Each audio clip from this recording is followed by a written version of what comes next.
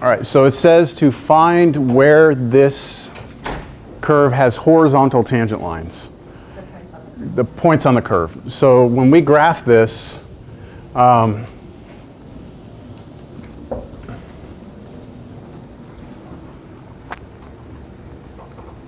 if we were to graph it. Oh, hey, do you know how I was giving you all a hard time about your test the other day? Yeah. That's my other class. Oh, shit. Yeah. So. Although, some of them, I understand your frustration. I mean, if you work it out. All right. It was 2x cubed. 2x cubed plus 3x squared minus 12x plus 1. So if I graph this, and I zoom out a little bit, a lot of bit. A lot of bit. Well, wow, that's going to be kind of hard to see. Let me make this real big. Then you can see that there are two places where we would have horizontal tangent lines. It would be here and way up there, right? So we need to find those. So we know that the derivative is basically a formula for the slope of the tangent line. So I want to know when the derivative, I'm going to write y prime is equal to 0. Did it say y equals or f of x equals? Y equals. So I want to know that. If I can solve that equation, that'll tell me when the x values where this is happening.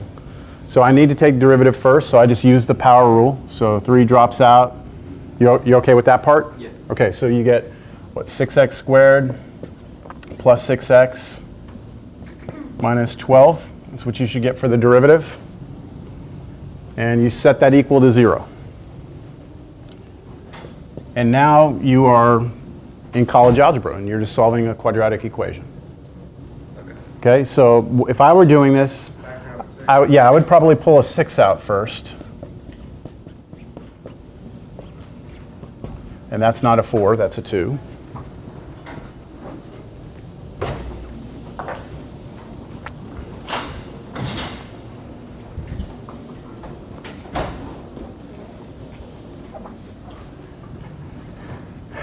And then I would just divide both sides by 6, and that would get rid of it. And then I would try and factor that piece. So x squared plus x minus 2 equals 0. And this would factor to be x plus 2, x minus 1. And then I set each of those factors to 0, and I get two solutions. X is negative 2, and x is positive 1. Those should be the two places where I have a horizontal tangent line on the graph. Make sense? Yes. Now, it's kind of hard to tell from the picture, but if we maybe went out here and graphed, went out, this looks like it's about 1, and then negative 2 up. Yeah, that looks like it's about right. Does that answer your question? Yes. Okay.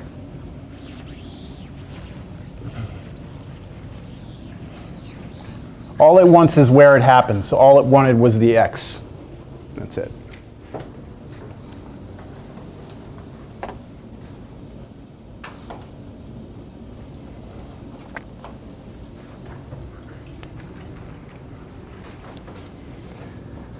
All right, get started here.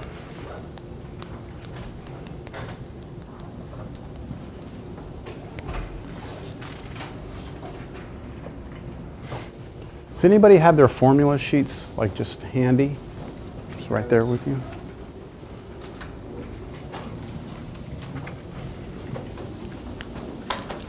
You have it? Oh, beat you to it over here. It's all right. I don't have mine saved away, so I had to. Okay.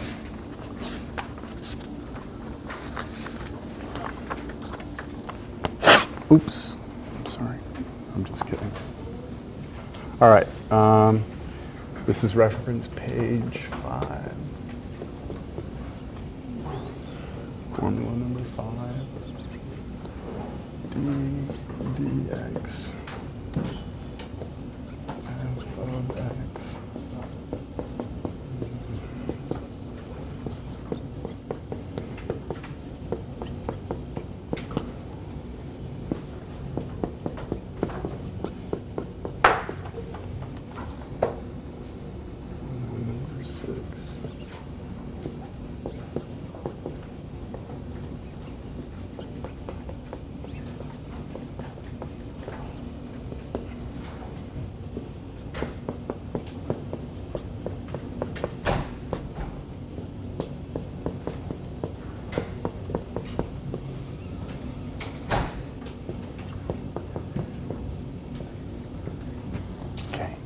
Thank you.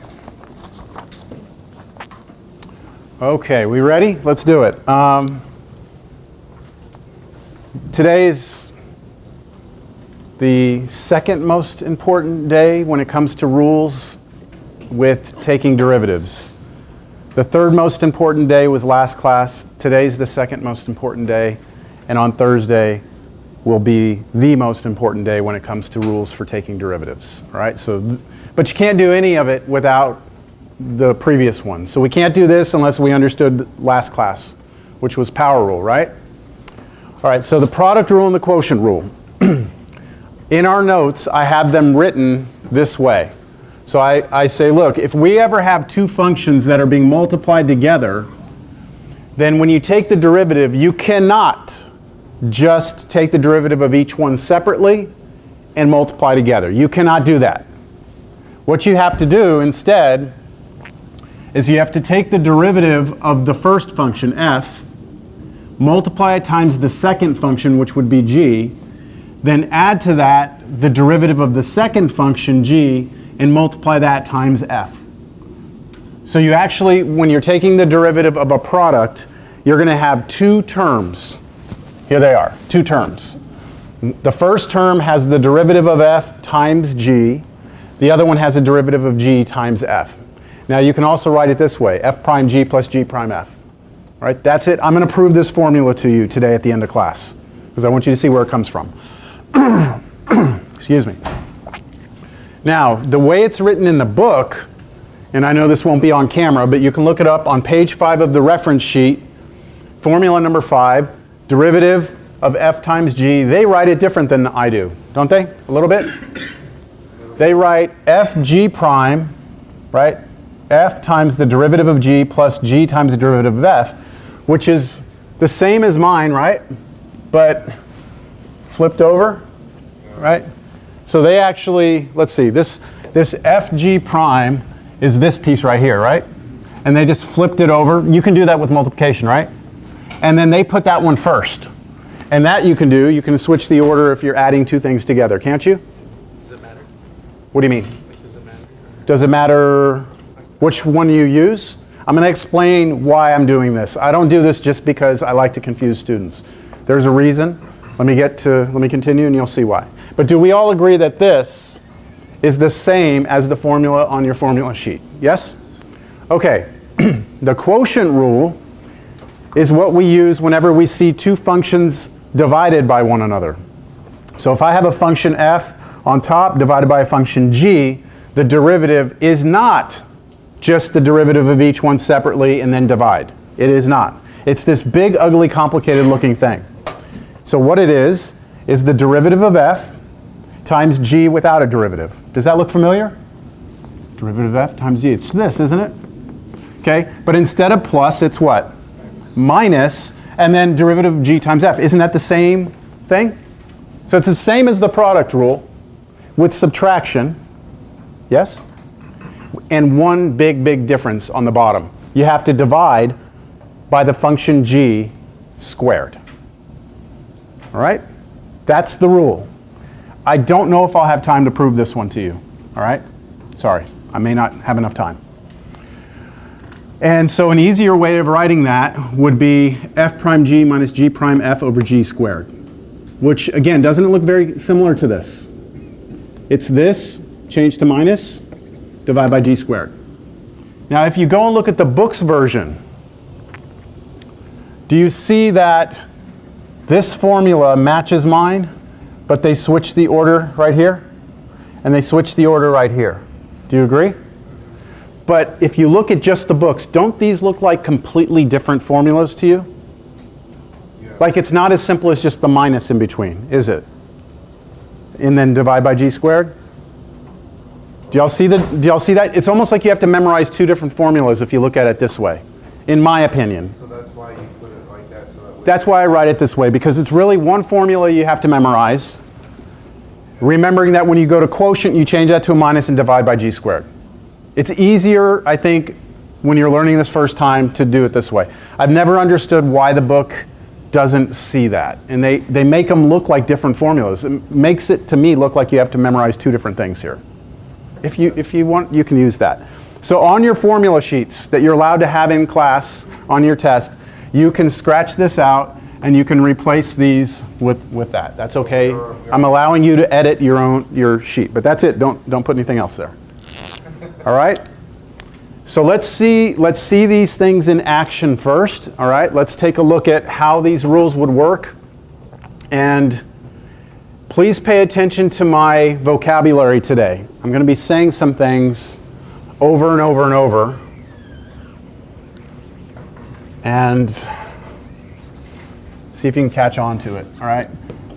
I'm going to replace this over here with my version, okay, so I can refer to it. And I'm just going to use f and g instead of f of x and g of x. All right, first example. Let's try something that we can do using what we learned last class and using what's new today. So I'm going to start with your first example. I'm going to call the function f of x equals x squared plus 2x plus 1. I want to take that and multiply it times x cubed plus x. All right. I would like us to find the derivative.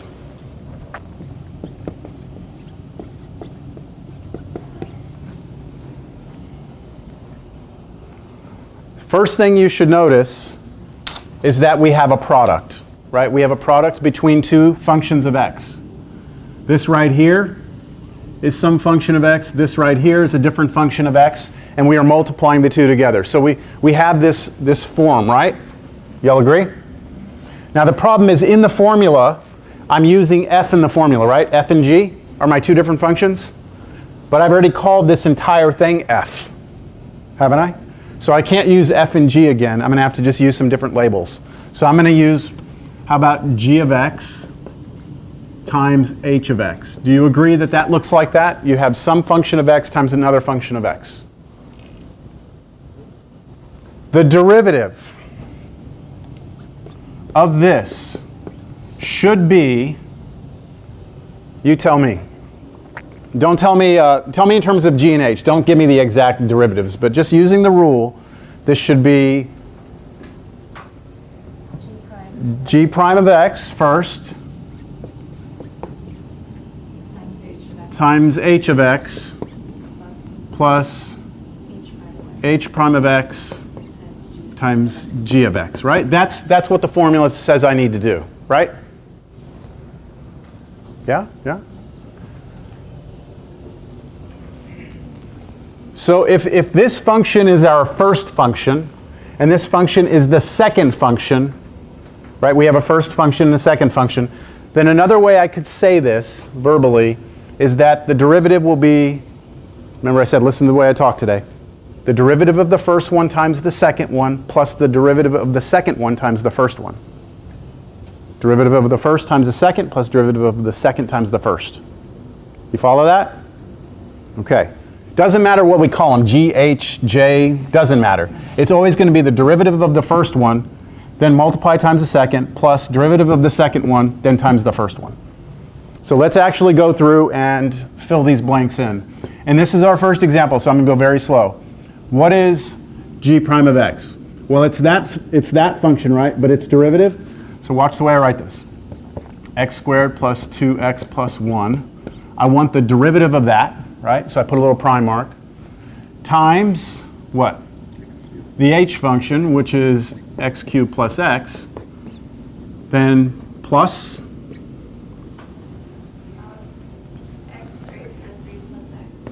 x third, right there, derivative, right? That's your h prime, and then times g, which is plus 2x plus 1. You with me? So I haven't actually done any derivatives yet. I've just written the formula down. And now I'm going to take my derivatives. So this will be equal to, let's take that derivative, and that's from last class, right? This is power rule. I have three separate terms, so I can do them one at a time. Derivative of this would be 2x plus 2. That's it, right? 2x plus 2. And I'm going to put that in parentheses. Got it? Still have this next to it. plus, now the derivative of this guy, 3x squared plus 1, and then times this one.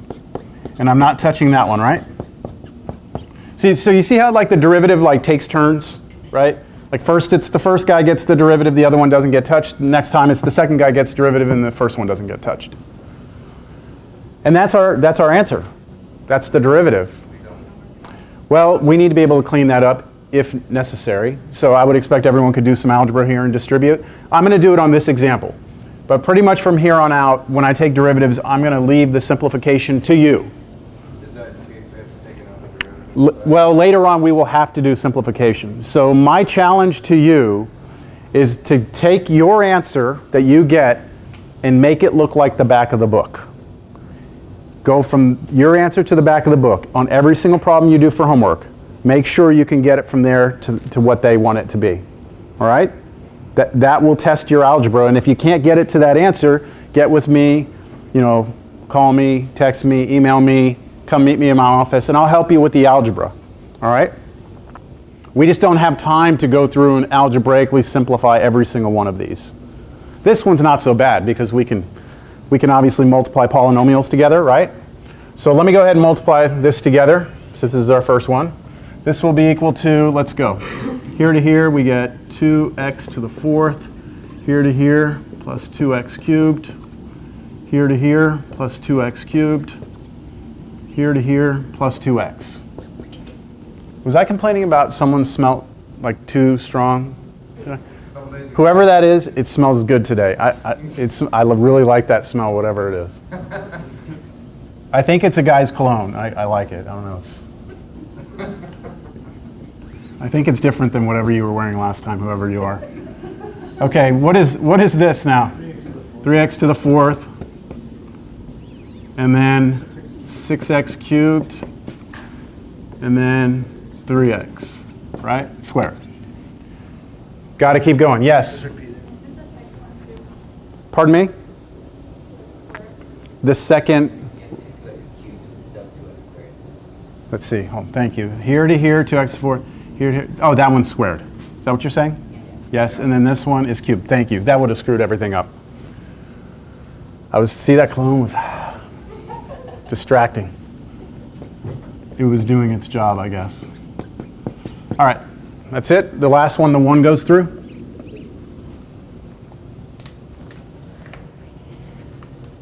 Collect like terms. Equal, so I'm just going to do it right here. How many x to the fourths do we have? 5x to the fourths.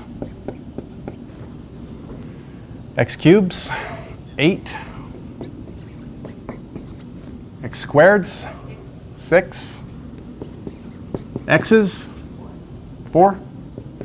Constants, 1. All right, y'all agree with that? I'm really not paying attention. I'm just listening to what you're saying. So everyone agree? Yes? Okay, so that's the derivative using the product rule. Yes? Got it? Now, if we had started this problem from the very beginning and we had said, you know what? I don't want to use a product rule. I would rather just distribute this out to begin with and then take the derivative. We could have. I could have just multiplied this out first. So let's just see if we do that, if we get the same answer. So let's just multiply this through. This would be, what, x to the fifth. The next one would be plus x cubed. The next one would be 2x to the fourth. The next one would be 2x squared. The next one would be x cubed. And finally x. Agree? Not doing any calculus, just algebra, distribute. Collect like terms, and what would you get? X to the fifth, plus 2x to the fourth, plus 2x to the third, plus 2x squared, plus x, right? That's what it would have been had I just distributed everything out to begin with. And then take the derivative, right? If I take the derivative of this, what would I get? 5x to the fourth, plus 8x cubed, plus 6x squared, plus 4x, plus 1. Same answer both ways, right? Isn't that just this time? Pardon? Isn't that just as fast? I would claim that's faster than the product rule was. Would you agree? Now, don't get all high hopes now, like, look, I'll be able to do all the problems just that way and I won't have to do the product rule. Because now I can give you a problem that you can't do that with. All right, you ready for one that you can't do that with? Okay, that just was really more to verify that we're going to get the same answer. We should, right? We should get the same answer. So let's try something that you cannot do that with. How about this one? I'm going to call it y. Y equals x sine x. X sine x.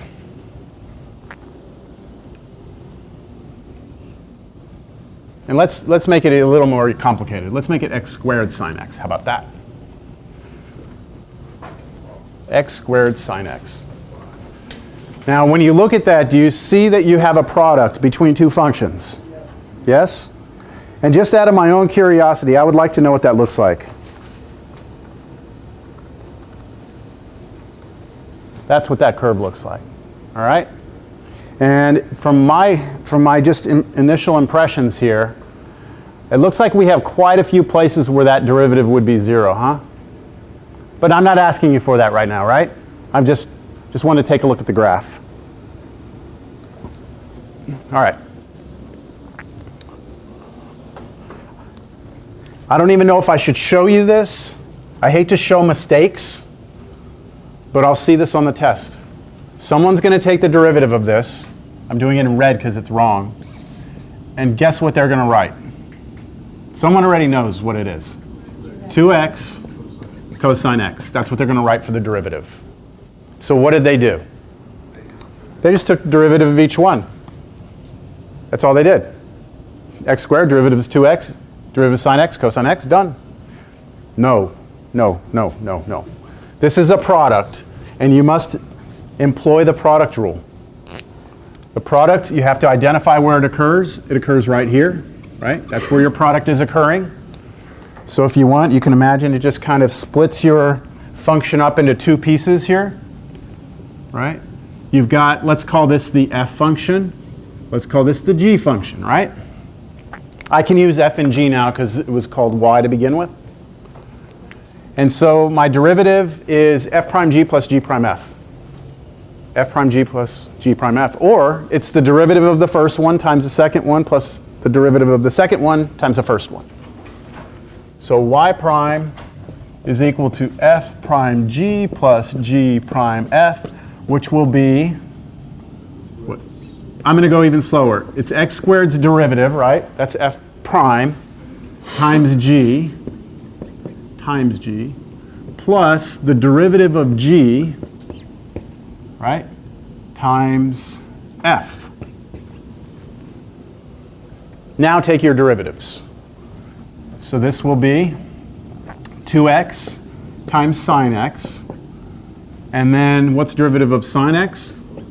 Cosine x times x squared, right? This is considered to be kind of bad notation. It's dangerous notation because some people will try and make that x cubed. But remember, that x is trapped inside the cosine. This x squared is being multiplied times the entire function. So the proper way to write this, to make sure there's no confusion, is to slide the x squared out in front of the cosine. So write plus cosine squared, x squared cosine x. That right there would be correct. And then someone might ask me, well, wait, these both have an x in them. Can I factor an x out? And I would say, yes, you can. But you don't have to because you're not being asked to factor it. You're just being asked to find what the derivative is, and that's it. Go with me? Okay. Now, just because the computer's right there and I already have this function up, if I graph that answer, there should be a relationship between the two graphs, right? If I write 2x times sine x plus x squared times cosine x, and I graph it, oh.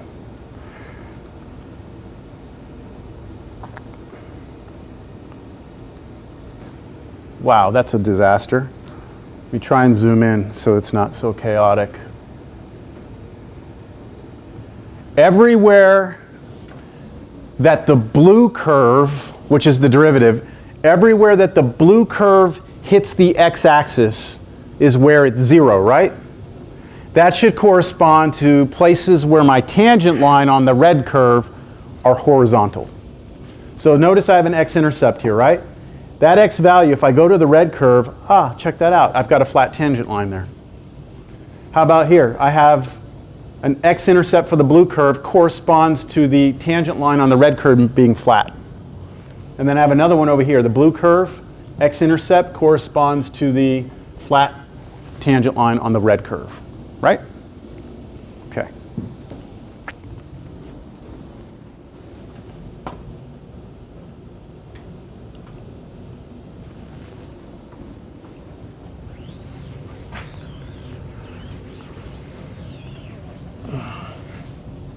Let's do some more.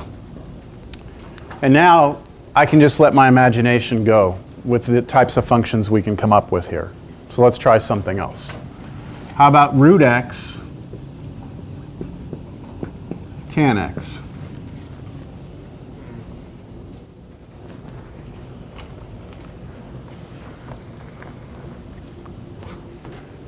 So you see the product? You all see the product?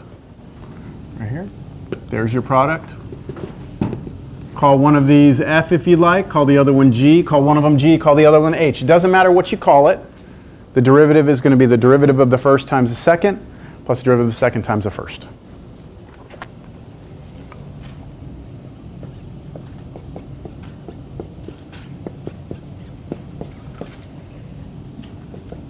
So I'm going to take the derivative of the square root first and then multiply that times tangent. Then I'm going to take the derivative of tangent and then multiply that times the square root. Right?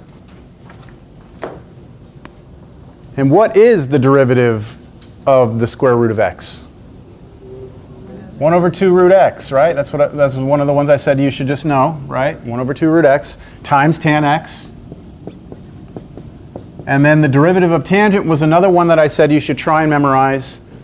It is secant squared x. Secant squared x. Then times root x.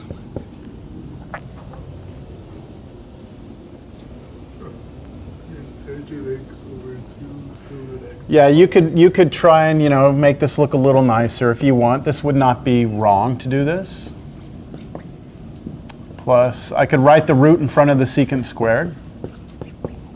That's right? Just switch the order of these and then make that like a fraction. And I could even get a common denominator, right? If I wished. If I did a common denominator, I'd have to look at this as being over 1 and then multiply the top and bottom by 2 root x, right? So what would happen if I did 2 root x on the top here? I would just get 2x, and then I would have the 2 root x on the bottom. Well, 2x secant squared x. So if I did that, I would have tangent x plus 2x secant squared x all over the common denominator 2 root x. So that's another version of the derivative. They're both equally correct. All right, even that one's equally correct. But see, when you think about this, long-term goals is that we want to be able to take a graph like this and figure out where those highest and lowest points are. And to figure out the highest and lowest points means we need to know when the derivative is 0, which means at some point you have to set this equal to 0, just like the question you asked when we started class. You have a function where the horizontal or where the tangent's horizontal, you set it equal to 0. Well, if you have to set that equal to 0, it's probably easier to do it when it's written this way than to try and set that equal to 0. So we'll be getting like common denominators and putting things together. That's just going to be one of the skills that we're going to have to use. So there will be a usefulness to it. But for now, this would be 100% correct. With me? So that's okay on the test? Yeah, unless I ask you to actually set it equal to 0, then you'll have to do the work, right? To get there somehow. We haven't done any of those yet. Let's just get the product rule down first. All right. Now, as much as this does kind of open up a can of worms in terms of like we can really start to take derivatives of a lot of different types of functions, we are still pretty restricted because we can only do powers of x, right? Or sine, like trig functions, and somehow multiply them, right? I mean, we still have not dealt with something like this yet. And I'm getting ahead of myself, like this is like for next class. Like we still can't deal with that yet. So I can't just like let it roll right now and just anything that pops off the top of my head, just give it, put it out here. I have to be careful. That is not a product. That is actually composition of two functions. That's a function inside of another function, which is different than a function times a function, right? This is not sin times x squared plus 1. Sin by itself doesn't make sense. Because x squared plus x is the argument. Is the argument of this trig function. Very good. So stay tuned. Be here on Thursday. We will do that. All right, so let's do a quotient. All right, let's do a quotient rule. So how about this? Y is equal to x to the fourth plus x minus 5 over x squared plus x plus 10. Let's find y prime.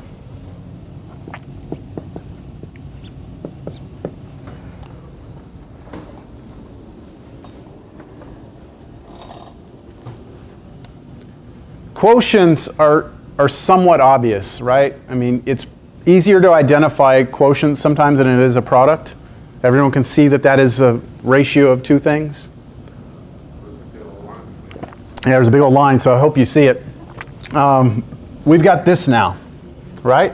We've got this instead of a product. And because of that, I have to use a different formula. So the derivative should be, now let's label these. The entire numerator, I'm going to just label that as my f, and the entire denominator is my g. And the formula is very much like the product was, right? Just a couple little tweaks. It's going to be f prime g minus g prime f instead of plus, but then divide that by g squared. All right, let's go through this carefully. F prime, top left corner, is going to be the numerator, but then take its derivative. Multiply that by what? The denominator, which is x squared plus x plus 10. Then subtract from that the derivative of x squared plus x plus 10 times the numerator, x to the fourth plus x minus 5. And then when you think you're done, you have to go through and divide the whole thing by the denominator, right? G squared. I mean, look, do you agree, just so far from what you've seen today, that if the derivative of this was that, Cal 1 would probably be a little easier than it is? Do you see what that student just did? Oh yeah, he Just did derivative of top and bottom separately. And that's incorrect. All right? That's incorrect. If that were the case, I would think most students would do pretty well in this class because that's a lot easier to do than this, right? I can see why it's so easy to think that way. But it's an easy mistake to make also, all right? Yes? Why isn't it like that? That's where I'm going to have to prove it to you, right? One approach to this class is just to give you the formulas and not have any justification and just tell you, hey, take it on faith that that's the way it is. I will try when I can to show you if it doesn't eat too much time. Like last time I showed you why the derivative of x to the n is nx to the n minus 1, right? I showed you that, I proved it to you. I'll prove this one to you. I won't prove that one to you. You'll just have to take that one on faith. Now if you want to see it, come by my office and I'll show you the proof. All right, here we go. Now derivative time. So we have derivative of this, 4x cubed plus 1 right? Times this. Minus derivative of this. 2x plus 1. Times the other one without a derivative.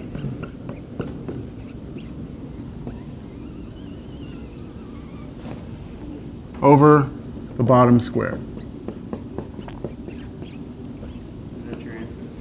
And that is what I will consider in this class to be the raw derivative. Raw derivative, okay? I'm always looking on a test to make sure you got the raw derivative correct. Then from there, if you make mistakes, then it's not as big of a deal. But you got to get the raw derivative right. The next step, if you were going to try and simplify this, would be to expand this, which you could do, right? Multiply the 4, multiply that. Ah, very good. I'm glad you brought that up. Can I do that? Can I cancel one of these with one of these? No, because this would have to also appear here. Okay, you would have to have it. It's like this, 4 times 5 minus 3 over 4. You can't cancel these 4s unless this had a 4 with it also. Now, if you multiply that all out, then you still have that thing. Yeah, there's a chance. I doubt it's going to happen here, but so I would have to multiply all this out, right? And then I'd have to multiply all this and subtract it, which means you'd have to be very careful with your signs, and then collect all like terms together and put that over this. And you don't have to expand that out, all right? You could, it wouldn't be wrong, but that's extra work. The minimum would be to at least multiply this all out. Collect all like terms. I leave that to you for your own pleasure. Then I guess you could do that if there was, I guess if the higher term is long as they don't matter. You could, yeah, but it all depends on what we're trying to do with the answer. And with us, we want to set it to 0, so we'll see. We'll see. All right, let's try something else. How about this?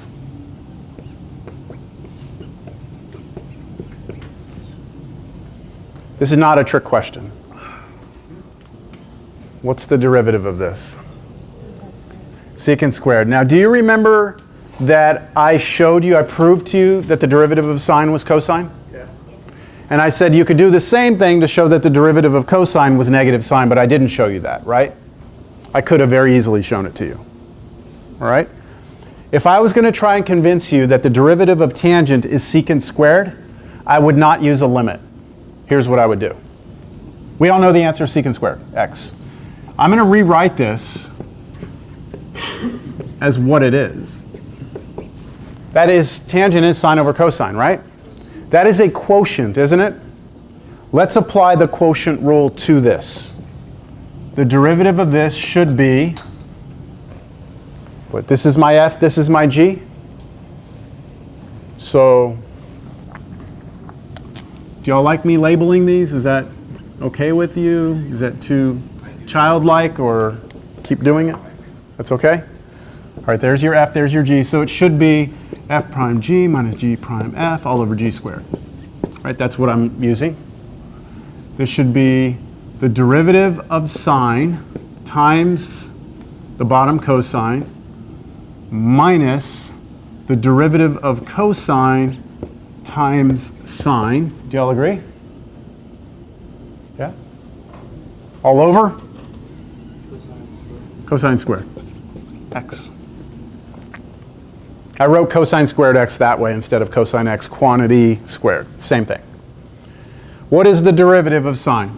According to what I proved to you, it's cosine x, then times cosine x again, right? Minus? Minus? What's the derivative of cosine, which I could have proven to you, but I didn't? It's negative sine x, so this is minus negative sine x, then times sine x, and then all this over cosine squared x. Do y'all see where this is headed? Yeah. Cosine times cosine is cosine squared x. Minus times minus is plus, plus sine squared x, all over cosine squared x. But cosine squared x plus sine squared x is 1 from the most important identity in pre-cal, the Pythagorean identity. But So it's 1 over cosine squared x. Which is the same as Secant, yeah, so you could rewrite that as 1 over cosine x, the entire thing squared. Do you agree with that?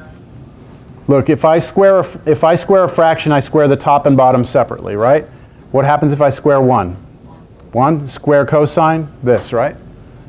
1 divided by cosine is secant. So this is secant squared. That's the answer. Understand that? It is cool. Because all you ever had to do was prove sine and cosine, right? If you can just prove sine and cosine, those derivatives, you should theoretically be able to get the derivatives of all other trig functions using the quotient rule. Let's do another one. This will be a good exercise. What is the derivative of secant x? Now, of course, you've already memorized that because I told you last class it was on your notes, right? So everyone knows the derivative, that's secant x tangent x, right? Obviously. oh yeah. The derivative of that is secant x tangent x. Let's see why. And let's act again like the only thing we know is that derivative of sine is cosine and derivative of cosine is negative sine.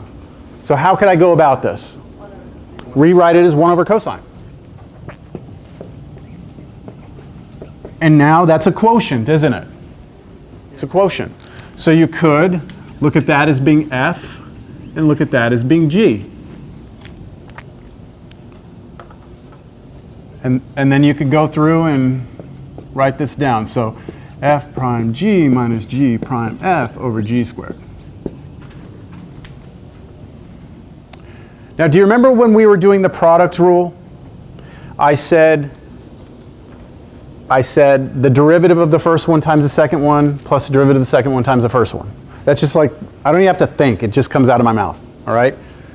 For these, I have a similar thing. I say the derivative of the top times the bottom minus the derivative of the bottom times the top over the bottom squared. Like, I don't even have to think about that. I'm not telling you you have to get to that point. I'm just saying, instead of me saying f, g, I just think, okay, I'm going to do derivative of that first times this minus derivative of this times this all over that squared. And I've just got the whole pattern memorized. There's also another one that I've heard other instructors use. It's cute. I don't use it, though. It goes, it's said like this. Low D high minus high D low. Low D high minus high D low. All over low squared. Okay, so that's what they do. So think about it this way. This is the high function, this is the low function, right? On top, bottom. So they're saying low D high. Low D high means derivative of the high one. Low times the derivative of the high one minus high one times the derivative of the low one. If you like that, go for it. Some people have heard that before, so I'm just recognizing, yes, those things exist. Yeah, whatever. To me, it makes it more sense just to memorize the... Whatever you want. Yeah, everyone's going to get to a point, hopefully, where you don't need this formula anymore. It's just all in there. It's just hardwired. All right, let's go through this. This is equal to the derivative of the top one, right? Times the bottom, minus the derivative of the bottom, times the top, all over the bottom squared. Interesting what happens here. Do y'all see what happens right there? 0. Derivative of 1 is 0, because it's a constant by itself, right? And that kills off that first term completely. And so all you're left with is the minus, I'll put a 0 out here so everyone knows what happened out there. Your minus derivative of cosine is negative sine, and then times 1, right? All over cosine squared x. Minus a negative is plus, so you're going to get sine x on top over cosine squared x on the bottom. And somehow that's secant tangent, right? Yeah, you can write this as 1 over cosine x times sine x over cosine x. You can basically, bless you, you can basically split that out into two fractions if you want. That's the same. 1 over cosine is secant x, and sine over cosine is tangent x. So this is secant x tangent x. Just like that funny stuff that we were doing earlier. Yeah.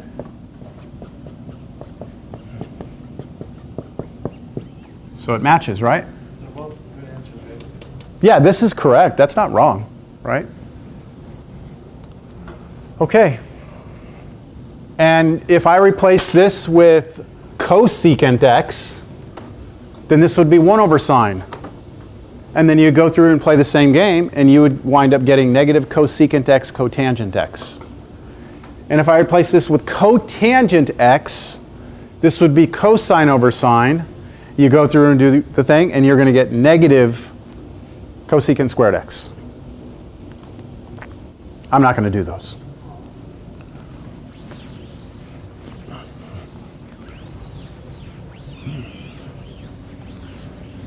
Now, inevitably, this is going to happen.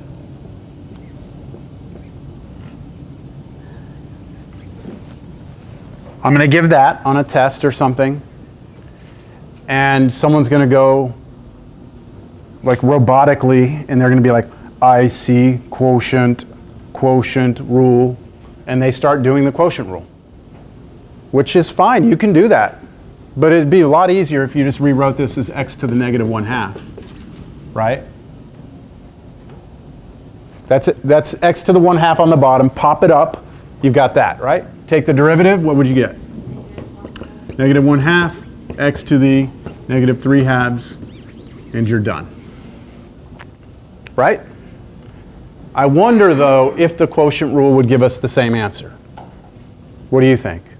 It better, right? If it doesn't, then all the walls of the mathematical universe come collapsing down.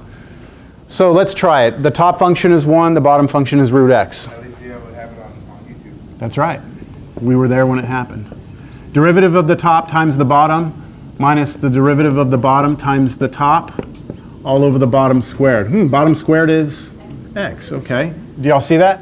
Derivative top times the bottom minus derivative of the bottom times the top. Okay, what's derivative here? 0, gone. That whole thing's going to be gone. Minus, what's derivative of root x? 1 over 2 root x times 1, right? All of this over x. That's weird looking, but I could write that as a fraction over a fraction. And I could flip this up, couldn't I? And if I flip that up, that becomes negative 1 over 2x root x. That's what would happen if that x joined that down there.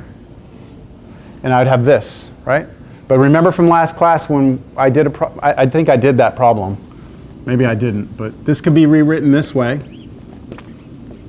Write that to the positive 3/2, right, by dropping it down.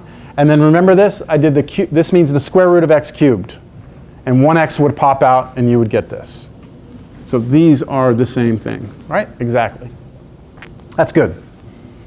So when I'm looking at a student doing work and I see this and I see this work, I just kind of go, okay.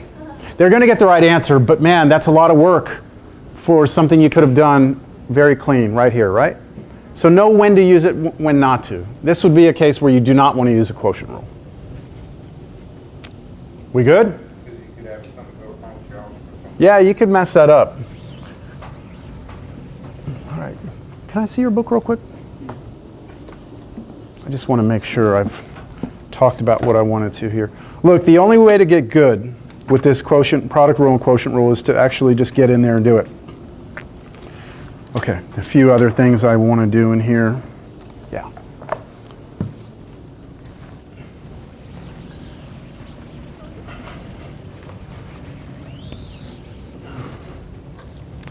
How about this? Let's use some different letters and stuff. How about this? We've got t squared cosine t over t to the 4th plus 1. Now we're turning the dials a little bit. Still quotient rule. Yeah, everyone see the quotient rule? That's the overwhelming thing happening here. We do have a quotient rule. I can come in here and label these F and G. F.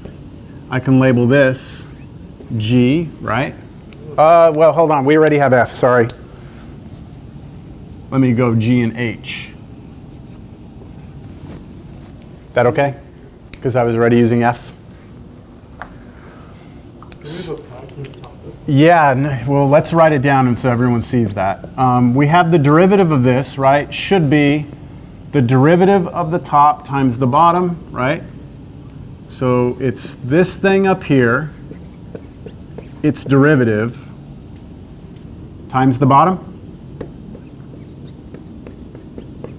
minus the bottom, take its derivative, and then multiply that times the top. And then all of that over the bottom squared. Any questions on just the setup of it? Now, do you see where we run into an issue that we haven't run into? What is it? Yeah, the derivative of the top left corner is a product. That's a product. And so that piece right there has to be treated like a product, and the derivative must use the product rule. So we have to use the product rule inside that. For just that piece. And that piece over there. No, I don't have a product rule here, though. oh, okay. So what I'm going to wind up doing, does everyone see that, though? This derivative right here is a product. So I'm going to set up on the side here some SW, scratch work. Okay? I'm going to do some scratch work on the side here. I'm going to do t squared cosine t. I'm going to do its derivative over here. All right? Because I need that, right? I need that top left piece. It's a product. And so now I'm not going to label this like some other letter, like K and L or something. I'm just going to use that thing I've memorized. The product rule, the derivative of a product is the derivative of the first one times the second one plus the derivative of the second one times the first one.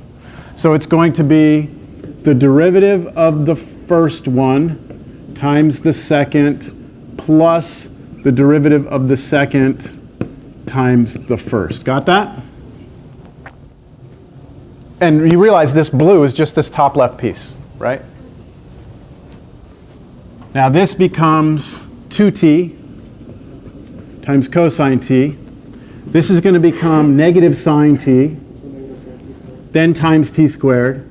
So how about minus t squared sine t? Do y'all see that? That's just the top left corner. Go ahead. We're good? I kind of did a couple of things in one step there. I made that minus, brought the t squared out in front. That's just the top left corner. So now I continue back here. And I say, in parentheses, the derivative of this is that 2t cosine t minus t squared sine t. Close my parentheses. Times that. T to the fourth plus 1. Minus derivative of this. Now, thank goodness that's not a product. It's just a straight up derivative, and the derivative of that is 4t cubed. And then times t squared cosine t. No derivative on that, right? Just the way it's written. All of this over t to the fourth plus 1, that quantity squared. And theoretically, you could multiply this out, couldn't you? You could go this whole thing times t to the fourth, this whole thing times 1, this whole thing times t to the fourth, this whole thing times 1. Figure out what that is. Distribute negative 4t cubed. Oh, well, no distribution here. Do y'all see that? This is not two terms. This would just become what? Negative 4t to the fifth cosine t. Because there's no plus or minus between these two terms. Do y'all get, yes? Oh, okay. Like here, we have two terms, right? We have two terms. So when we multiply, we have to do like a FOIL. Here we don't have terms. There's no plus or minuses in between here. Just multiplication straight through. T to the 5th cosine t. What do y'all think? This was a product rule within a quotient rule, wasn't it? It was a product within a quotient. I wonder if it's possible to get a quotient within a product. Or vice versa. Or how about a quotient within a quotient? Within a product. Within a product. Or how about having a composition, right? A composition like the one I said, wait for next class? What about a composition and within the composition products and quotients? That's where we're going. So remember I said be careful what you wish for, because you're happy about the formulas, then you realize the functions can get very complicated. But it's a good thing, because that means from the perspective of mathematicians, if somebody hands us a function, no matter how crazy it looks, we should be able to find these high and low points as long as we can get the derivative, which we will be able to, and then set it to 0.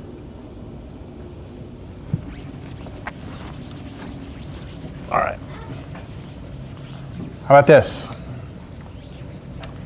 Let's go with h of s. Now let's not use s. My s's look like my 5s. Let's do h of u equals u squared minus 2 over u over u plus 1 over u squared.